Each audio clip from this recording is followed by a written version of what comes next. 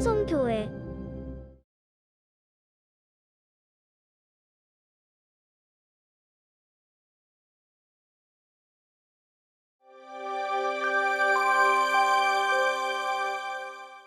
할렐루야, 할렐루야. 지난 한 주 어떻게 지내셨습니까? 지난주 몇몇 우리 나이 드신 권사님께 전화를 드려서 어떻게 지내시느냐 물었습니다. 물론 답답해 하시죠. 교회가 그립다라는 말씀을 제일 많이 들은 것 같습니다. 언제까지 교회가 예배를 이렇게 드려야 할지는 모르겠지만 분명 모든 것이 회복되는 그러한 좋은 날이 올 줄로 믿습니다. 리더의 조건이라는 사이트에 좋은 글이 있어서 여러분들에게 소개해 드릴까 합니다. 제목은 넘어짐이 가져다 준 선물이라는 글입니다. 그 글에 보면 이렇습니다. 돼지는 하늘을 올려다 볼 수 없습니다. 그 이유는 돼지의 목이 땅을 향하고 있기 때문에 기껏 높이 들어봐야 45도밖에는 들 수 없기 때문에 돼지는 스스로 하늘을 올려볼 수 없다고 합니다. 그런 돼지가 하늘을 올려다볼 수 있을 때가 있다고 합니다. 그것은 바로 넘어졌을 때입니다. 우리의 삶에도 때로는 넘어지는 순간이 찾아옵니다. 하지만 넘어진다는 것은 다 이유가 있다라고 합니다. 즉 넘어져야 하늘을 볼 수가 있기 때문입니다. 아파봐야 자기의 건강도 살피게 됩니다. 실수하고 부끄러운 상황에 닥쳐봐야 스스로 겸손함도 배웁니다. 그리고 이 글은 이렇게 마지막을 마무리합니다. 아름다운 하늘을 볼 수 있게 해주셔서 넘어짐도 때론 감사입니다. 제가 이 글을 읽고 든 생각은 이번 코로나 사태를 통해서 우리의 교회가 소중했고 또 우리의 예배가 소중했음을 배웠다면 이것 또한 하늘을 바라보는 넘어짐의 축복이 아니었나 그런 생각이 들었습니다. 바라기는 이 어려움 속에서도 우리 하늘을 바라볼 수 있는 영적 눈을 가진 우리 믿음의 승리자들이 되시기를 주님의 이름으로 간절히 축원합니다. 우리 옆에 있는 가족들과 이렇게 인사합시다. 넘어져도 하늘 봅시다. 예배의 소중함을 알았으니 감사합시다. 그래요. 우리 때로 넘어져도요 다시 일어날 수 있습니다. 여러분들 힘내시고 승리하시기를 주님의 이름으로 축원합니다. 우리 성경을 높이 들고 우리의 믿음을 고백합시다. 우리 성경을 높이 들고 큰 소리로 고백합니다. 저는 예수 믿어 구원받았습니다. 저는 예수 믿어 하나님 자녀 되었습니다. 저는 예수 믿어 천국 백성 되었습니다. 하나님께서 선물로 주신 오늘 하나님 말씀으로 가르침을 받습니다. 눈을 열어 주의 법 안에 있는 놀라운 진리를 보고 깨닫게 하소서. 아멘으로 순종하여 하나님께 영광 돌리는 삶이 되게 하소서. 아멘. 고백한 대로 되시기를 주님의 이름으로 축원합니다.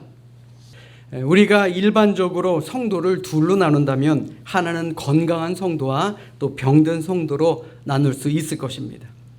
몸이 건강하고 약하냐 이것은요 둘째 문제입니다. 얼마나 영적으로 건강하냐 이것이 더욱더 중요한 문제다라는 것이죠. 그럼 건강한 성도는 어떤 성도입니까? 하나님과 풍성한 교제를 나누기를 원하는 그러한 열정을 가지고 있는 사람입니다. 우리가 하나님과 교제하기 위해서 점점 더 하나님께로 나아가는 것을 우리는 영적 진보라고 부릅니다. 그러나 반대로 하나님께로부터 점점 멀어지는 것을 영적 퇴보 혹은 영적 침체라고 부릅니다. 다시 말해서 건강한 성도는요 영적 진보를 하는 사람이고 병든 성도는 영적 퇴보를 하는 그런 사람을 말하는 것입니다. 그런데 생각해보면 우리 모두는 영적인 침체를 겪을 수 있습니다. 여러분들 가운데서는 이미 겪으신 분들도 있을 것이고 지금도 겪고 있는 분들도 있을 것이고 또 앞으로도 겪을 분들도 분명히 있을 것입니다. 영적 침체의 성격과 내용 그리고 크기와 깊이만 다를 뿐 우리는 적어도 한 번은 겪게 되는 과정이 바로 영적 침체다라는 것입니다. 그렇다면 이런 영적 침체는 일반 사람들만 겪느냐? 아닙니다. 하나님의 일을 하는 사람들도 마찬가지입니다. 위대한 불의 선지자 엘리야, 또 하나님의 마음에 합했던 다윗 왕도 또 예수님의 수제자였던 베드로도 영적인 침체를 경험했습니다. 그 옛날 이스라엘 백성들도 마찬가지입니다. 영적인 침체를 오래 겪은 사람들이 바로 이스라엘 백성들이다라는 것입니다. 하나님이 어떤 분이었습니까? 모세를 보내셔서 애굽으로부터 이스라엘 백성들을 구원하신 분입니다. 이러한 하나님의 놀라운 손길로 인해 그들이 애굽에서 나오게 될 때에 이스라엘 백성들은 이제 곧 하나님께서 약속하신 그 젖과 꿀이 흐르는 약속의 땅 가나안으로 금방 들어가게 될 것이다 라고 생각했습니다. 그러나 그들의 생각처럼 가나안 땅으로 들어가는 것은 결코 쉬운 일이 아니었습니다. 홍해를 건너서 광야길로 걸어가는 그들에게 물이 떨어지게 됩니다. 또 먹을 것도 걱정이 됩니다. 그런데 문제는 이러한 걱정들이 모여 그들로 하여금 영적인 침체를 이끌었다라는 것입니다. 아무리 시간이 걸려도 40일이면 걸어서 들어갈 그 가나안 땅을 들어가지 못합니다. 1년이 지나고 10년이 지나고 30년이 지납니다. 지루하고 힘든 광야의 길과 사막의 길이 그들 앞에 펼쳐져 있습니다. 그러다 보니 그들에게 계속적으로 또 끊임없이 영적인 침체가 찾아오고 영적인 침체가 재발하게 됩니다. 물론 이들이 가나안에 들어가지 못한 이유는 그들의 불신앙과 불순종 때문이었습니다. 그럼에도 불구하고 가나안 땅에 들어가지 못한 그 긴 시간은 그들로 하여금 혹독하고 지루한 영적인 침체를 경험하게 만들었다라는 것입니다. 그런데 이제 가나안을 앞두고 하나님께서는 이스라엘 백성들의 영적 침체를 벗어나기 위한 처방을 내리셨습니다. 그것이 무엇인지 아십니까? 다른 기적적인 처방, 어려운 처방이 아니었습니다. 땅을 팔아라는 것입니다. 오늘 본문 18절의 말씀 우리 같이 읽도록 하겠습니다. 함께 읽습니다. 시작. 이 우물은 지휘관들이 팠고 백성의 귀인들이 규와 지팡이로 판 것이로다 하였더라. 아멘. 생각해보면 그들에게 물을 주시겠다라고 하신 하나님의 약속은 굳이 사람의 힘을 빌리지 않고도 얼마든지 기적적인 방법으로 물을 주실 수 있었을 것입니다. 그럼에도 불구하고 하나님께서는 왜 이스라엘 백성들에게 땅을 파라고 명령하셨을까요? 그것은 바로 이스라엘 백성들이 광야의 길과 사막의 길을 가면서도 영적인 침체에 빠지지 않도록 하시기 위함이었다라는 것입니다. 마찬가지로 하나님께서 우리에게 천국을 약속하셨다 할지라도 우리도 영적인 침체에 빠지지 않기 위해서는 땅을 파는 수고를 해야 한다라는 말입니다. 그것이 영적 침체를 이기는 하나님의 처방이요 명령입니다. 우리 따라서 합니다. 하루하루 최선을 다합시다. 다시 한번요. 하루하루 최선을 다합시다. 하나님은 지금까지 물이 없으면 반석을 치라고 하셨습니다. 그러면 하나님께서 반석에서 물이 나오는 기적을 베푸셨습니다. 그런데 부엘에서는 어떻습니까? 반석을 치라고 하지 않으셨습니다. 우물을 파라고 말씀하셨습니다. 그 많은 이스라엘 백성들이 먹을 수 있는 물을 만들려면 굉장히 큰 우물을 파야 합니다. 그 일은 아주 힘들었을 것입니다. 과연 하나님께서 왜 그러셨을까요? 반석을 쳐서 물을 얻을 수 있다면 훨씬 더 손쉬웠을 텐데 왜 힘써 우물을 파라고 명령하셨을까요? 그것은 이제 이스라엘 백성이 물이 없어 우물을 파면 물을 얻을 수 있는 지역에 들어와 있다라는 것을 의미하기도 합니다. 오늘 본문 13절의 말씀에 보시면 아르논이라는 강이 나옵니다. 이 아르논 강은 아모리 족속이 살고 있는 곳과 모압 족속들이 살고 있는 곳의 경계가 되는 곳인데 오늘 본문의 부엘이라는 지역은 이 아르논 강 하류 지역입니다. 물이 얼마나 많은 곳인지 여러분들에게 사진 한 장을 보여드리겠습니다. 이것이 현재 아르논 골짜기의 사진입니다. 물론 지금은 물을 가두기 위해서 댐을 만들어서 물이 이렇게 많지만 이전에도 이곳은 광야 지역에서도 몇 안 되는 물이 풍부한 곳이었습니다. 그래서 그들이 우물을 파면 물이 나오는 곳에 있었다라는 말입니다. 그런데 하나님께서 이스라엘 백성들에게 우물을 파라고 하신 말에 그 더 깊은 뜻은 이제는 더 이상 기적을 바라지 말고 스스로 노력해서 문제를 해결하라라는 데 있습니다. 다시 말해서 지금까지 출애굽했던 그 길과 광야에서의 행진은 하나님의 기적으로부터 시작해서 하나님의 기적으로 진행되어 온 그런 길이었습니다. 바로를 굴복시킨 10가지 재앙, 하나님이 만들어내신 기적이었습니다. 홍해가 갈라지고 기적 가운데의 기적, 그 홍해가 갈라지는 역사도 있었고 구름 기둥과 불 기둥도 하나님의 기적이었습니다. 만나를 주시고 메추라기를 주시고 반석을 쳐서 물이 솟게 만드신 것, 이 모든 것이 다 하나님의 기적이었습니다. 그런데 하나님께서는 이제부터는 너희들은 기적에만 의지하지 말고 스스로 힘써서 문제를 해결하라 라는 뜻으로 그들에게 우물을 파게 만드셨다라는 것입니다. 다시 말해 부엘에서 이스라엘 백성들이 우물을 판 것은 기적 중심의 삶에서 일상 노력 중심인 삶으로 전환을 하라라는 하나님의 뜻이 담겨 있었던 말씀이다라는 말입니다. 물론 하나님께서는 위급한 순간에는 기적적으로 우리를 크게 도와주십니다. 그러나 어느 단계에 이르면 우리의 스스로 힘써서 문제를 해결하고 앞길을 열어나가기를 원하시는 분입니다. 언제까지 기적을 바라는 사람은 결코 건강한 믿음을 가진 사람이 아니다라는 말입니다. 한번 생각해 보십시오. 여러분들 어떤 기적을 체험하셨습니까? 병이 나은 신유의 기적을 체험하셨습니까? 세상에는 볼 수 없었던 신비한 체험을 하셨습니까? 어려운 문제를 극복하겠다라는 용기가 솟아나는 그런 기적을 체험하셨습니까? 물론 이 모든 것들도 다 좋은 일입니다. 그런데 하나님께서는 이제는 더 이상 반석만 두드리지 말고 우물을 파라고 우리에게 말씀하고 계시는 겁니다. 왜요? 계속해서 기적을 바라는 신앙은 때로는 그 사람을 시험에 들게 만들기 때문에 그렇습니다. 의사 선생님들이 제일 기쁜 때가 언제냐면 죽을 뻔한 환자가 긴급 수술로 또 정성 어린 치료로 생명을 회복해서 생명을 얻어서 퇴원할 때라고 합니다. 그럴 때 본인 스스로도 의사가 된 것에 보람을 느낀다고 합니다. 그러면 의사 선생님들이 언제 제일 괴롭고 짜증나냐? 그 환자가 건강관리에 신경 쓰지 않고 다시 죽을 지경이 돼서 병원에 실려오는 그때가 가장 힘들고 어렵다 그럽니다.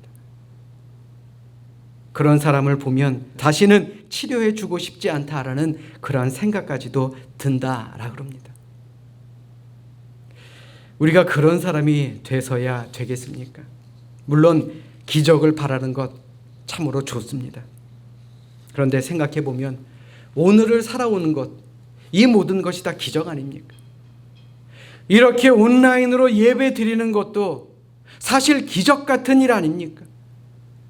그러므로 이제는 눈에 보이는 기적만을 바라지 마시고 오늘 본문에 우물을 팠던 이스라엘 백성들처럼 우리 앞에 놓여 있는 어려움을 스스로 문제를 해결하고 삶을 개척해 나아가시는 우리 모두가 될 수 있기를 주님의 이름으로 간절히 부탁드립니다. 그러므로 지금 우리가 하는 일에 최선을 다해야 합니다. 영적 침체에 빠지지 않기 위해서는 하루하루에 최선을 다하는 것은 물론이요, 또 한 가지는 지금 우리가 하고 있는 일에 최선을 다해야 된다는 것입니다. 우리 따라서 합니다. 작은 일에도 최선을 다합시다. 오늘 본문 18절에 보시니까 이 우물은 지휘관들이 파고 백성의 귀인들이 규와 지팡이로 판 것이다 라고 말씀하고 있습니다. 이 성경 말씀을 표준 세번역 번역에서는 규와 지팡이를 왕의 통치 지팡이라고 번역했습니다. 그러니까 다시 말해서 이 우물을 파는 데는요, 뭐 다른 사람이 앞장섰다라는 것이 아닙니다. 지휘관들, 귀족들, 지위를 가진 사람들이 앞장을 섰다라는 말이며 지도층들이 솔선수범을 했다라는 말입니다. 우리 교회의 지휘관과 귀인은 누구입니까? 우리 교회에서 지휘관과 귀인들이라고 할 수 있는 사람은 바로 집사, 권사, 장로, 임원, 전도사, 목사입니다. 어린이들을 가르치는 교사, 속회를 인도하는 속장, 선교회 회장들과 임원들, 이 모든 분들이 다 지휘관과 귀인들이라고 할 수 있는 사람들입니다. 바로 우리가 앞장서야 됩니다. 이러한 분들이 먼저 수고의 모범을 보여야 하는 것입니다. 여러분들 잘 들으십시오. 하나님께서 우리에게 주신 직분은요, 우물을 파라고 주신 겁니다. 자랑하라고 주신 것이 아닙니다. 앞장서서 수고하라고 주신 것임을 기억하시기를 주님의 이름으로 부탁드립니다. 그렇다고 꼭 큰 직분이 있어야 일할 수 있습니까? 아닙니다. 아무리 작은 일이라도, 아무리 작은 직분이라도 내게 맡겨진 일에 최선을 다해야 하는 것입니다. 사랑하는 성도 여러분, 지금 우리가 하는 일이 아무것도 아닌 것처럼 하찮아 보입니까? 하나님과의 약속과는 너무나도 동떨어져 보이는 그러한 사소한 일이다라고 생각하십니까? 결코 그렇지 않습니다. 계속해서 최선을 다하며 맡겨진 일, 주어진 일에 최선을 다하십시오. 하나님이 우리에게 주신 현재의 일에 감사하면서 최선을 다하는 사람에게는 이 영적 침체라는 것이 잘 들어오지 못합니다. 영적인 침체가 온다라고 할지라도 쉽게 극복이 됩니다. 자기가 하는 일이 너무 힘들다고 생각하고 이 일 때문에 내가 스트레스 받고 불평이 생기고 원망이 생기면요, 마귀는 그것을 이용해서 우리로 하여금 영적 침체를 만들어낸다라는 것입니다. 그래서 영적인 침체가 와서 힘들어하시는 분들을 보면 자기가 하는 일이 힘들고 어렵다고 고민하시는 분들이 참으로 많습니다. 그러나 힘들고 어려워도 지금까지 하나님께서 함께 하시고 또 인도하시고 보호하시고 지켜주시고 공급해 주신 하나님을 다시 한번 떠올리며 나에게 일할 수 있는 팔다리 그리고 입을 주시고 건강을 주신 하나님께 감사하시면서 우리 앞에 놓여있는 작은 일 하나하나도 최선을 다해 감당해 나가십시오. 그럴 때 하나님께서는 때가 되면 더 크고 더 좋은 것을 주실 줄로 믿습니다. 작은 것에 충성할 때 하나님께서는 더 큰 것을 맡기실 줄로 믿습니다. 믿으시면 아멘. 아멘. 어느 목사님께서 강원도에 있는 한 기도원에 얼마 정도 들어가신 적이 있습니다. 그런데 그때 20살이 갓 넘어 보이는 자매가 있었습니다. 이 자매는 조울증으로 이 기도원에 와 있었다라는 것입니다. 그런데 이 기도원 원장님이 아주 지혜가 있는 그런 분이셨다라 그럽니다. 그래서 이 자매의 우울증이 많이 호전됐다라 그랬는데 그 비결이 무엇이었는가? 물론 그 병이 낫기를 위해 기도했었겠죠. 그리고 공기도 좋고 또 여러 가지 자연 환경도 좋은 것이 이유가 되었겠지요. 그러나 그것보다 더 중요한 이유는 매일 아침마다 원장님은 이 자매에게 일을 시켰다라는 것입니다. 그 일이 무엇이냐? 기도원 내에 있는 길의 양쪽에 돌멩이를 주워서 쌓는 일이었습니다.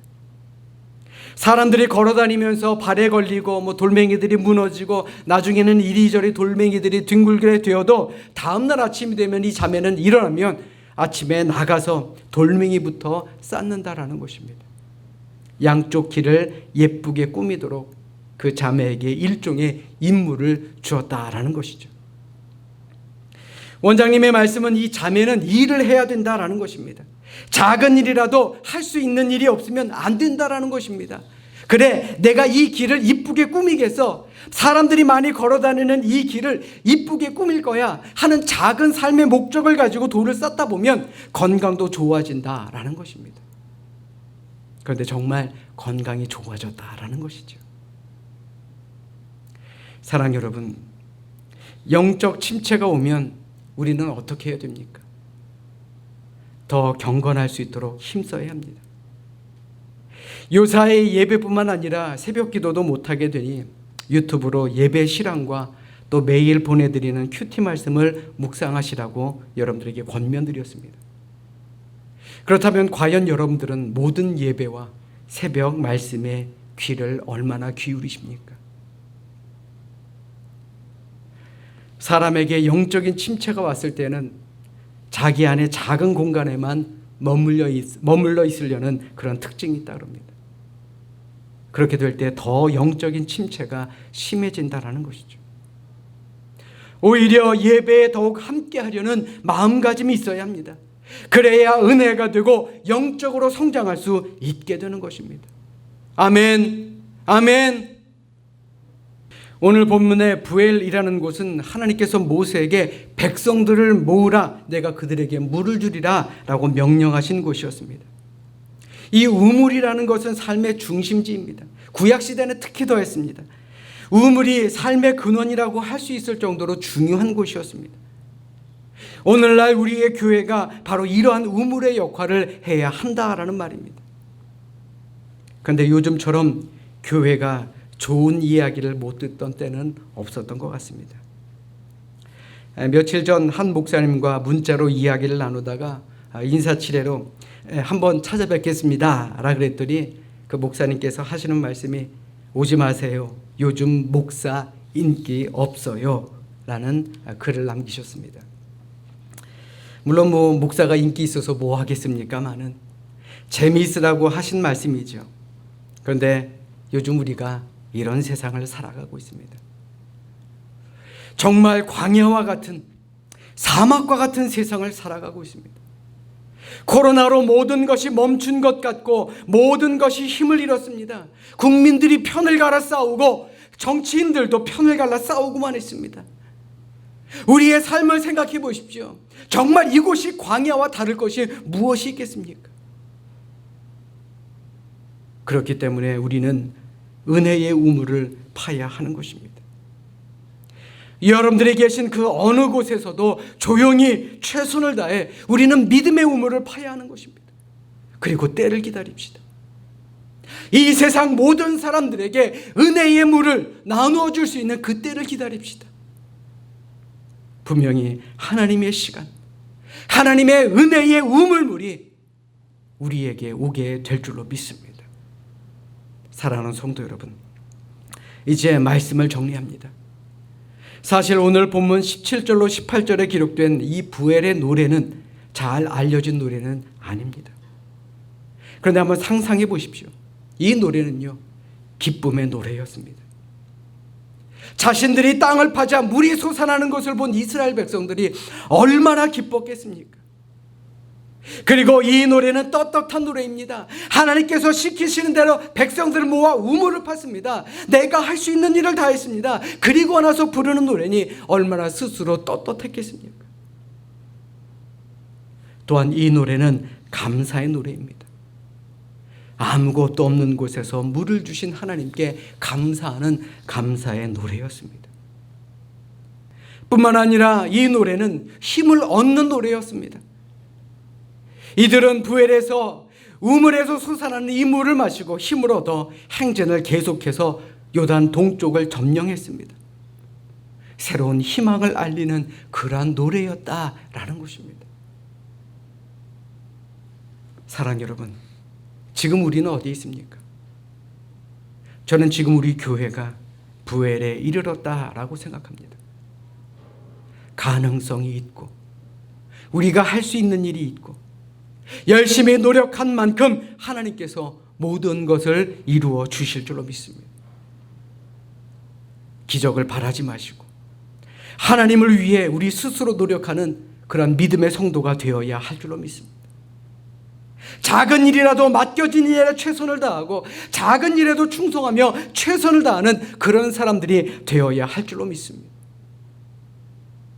우리는 언제 다시 이 예배 자리에 모이게 될지 어느 누구도 확답을 우리에게 줄 수 없습니다. 그렇기에 우리는 우물을 더 힘써 파야 하는 것입니다.